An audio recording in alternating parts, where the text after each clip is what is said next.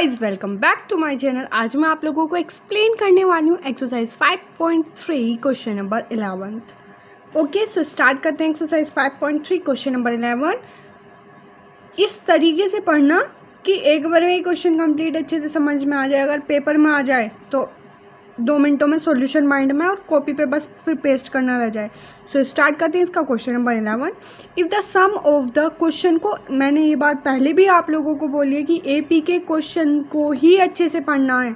अगर AP chapter के question को आप लोगों ने इधर उधर मतलब क्वेश्चन को पढ़ा समझा अलग, पढ़ा अलग, क्वेश्चन में पूछा कुछ और, सो फिर आप लोगों का क्वेश्चन क्या हो जाएगा, रॉन्ग। तो इतना ध्यान रखना, सिर्फ एपी चैप्टर में, एपी में ही नहीं बाकी सभी चैप्टर्स में क्वेश्चन पर कंप्लीट फोकस होना चाहिए। जब क्वेश्चन पढ़ रहे हो तो माइंड की प्रेजेंस 110% होनी चाहिए।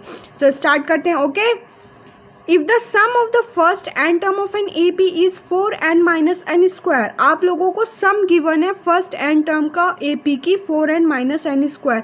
ये n है, आप लोगों को ये x लग रहा होगा बट ये n है। थोड़ा ये n और x थोड़े सिमिलरली बन पाते हैं मेरे से, सो आप लोगों को मैंने जस्टिफाई कर दिया। What is the first term, आप लोगों को बताना है कि फर्स्ट टर्म क्या है। That is S1। इन्होंने फर्स्ट टर्म को क्या बोल दिया है यहाँ पर, फोकस ऑन दैट, S1 बोल दिया है किसको, फर्स्ट टर्म को। What is the sum of the first two terms, first two terms का सम क्या है। What is the second term. Similarly find the third, 10th और nth टर्म। आप लोगों को थर्ड, 10th और nth टर्म कैलकुलेट करनी है और आप लोगों को सम फर्स्ट टू टर्म्स का सम फाइंड आउट करना है। And second point is that कि आप लोगों को उन्होंने फर्स्ट टर्म को उन्होंने S1 बोल दिया है। सो स्टार्ट करते हैं इसको सोल्व करना। सबसे पहले आप लोगों को क्या गिवन है इस क्वेश्चन में, इस क्वेश्चन में आप लोगों को Sn की वैल्यू कितनी गिवन है, 4n माइनस एन स्क्वायर। सो यहाँ पे आप लोग n की वैल्यू पुट करना स्टार्ट कर दीजिए। Putting n is equals to 1। अगर आप लोग n की जगह 1 रखेंगे, 4 इंटू 1 माइनस 1 मीन्स कितना आ जाएगा, ये आप लोगों का 3 आ जाएगा। S1 is equals to 3।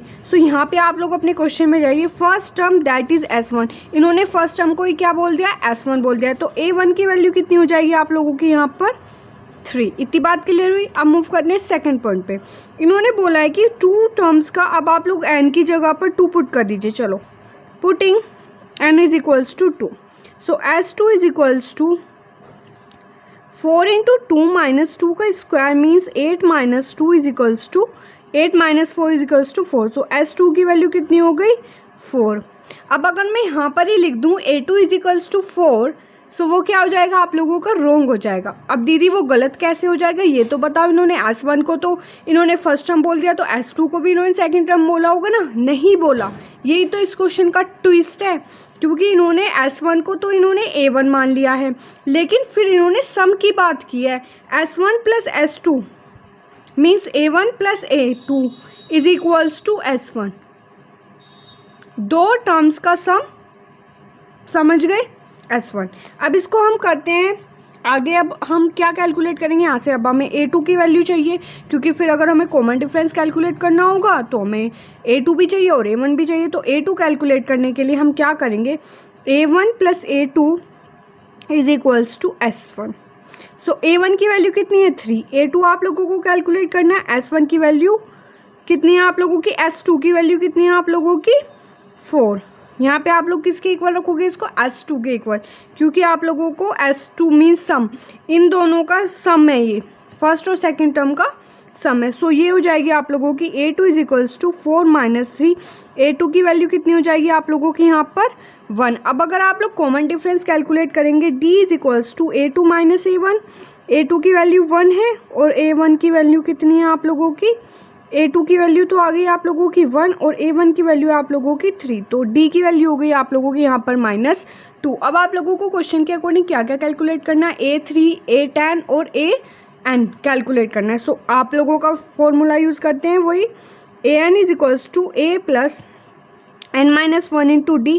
A की वैल्यू कितनी है आप लोगों की, 3 प्लस n माइनस 1। D की वैल्यू कितनी है आप लोगों की, -2। So 3 minus 2n minus plus 2। So ये हो जाएगा आप लोगों का 5 माइनस 2n।